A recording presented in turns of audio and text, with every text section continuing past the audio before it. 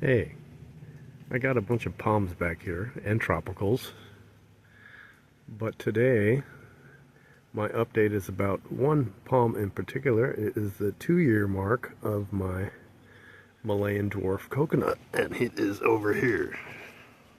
Haven't done an update on this for a while, but it's a plant. It grows slow, but pretty fast considering this was planted from this coconut seed.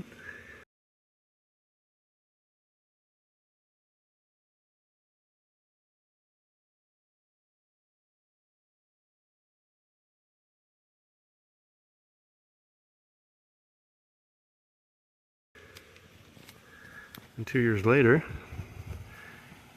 on the Texas coast, here it is. I'm not going to put it in the ground. There is a guy that has one of these Malayan dwarfs in the ground. It's actually making coconuts. Not a lot, but a few so far. But I'm afraid that if I do that, put it in the ground, we will have an epic freeze, and that'll be the end of this coconut. So I'm going to keep dragging it inside every winter, which really is not a big deal at this point. It's pretty small and manageable still, but it's going to get bigger.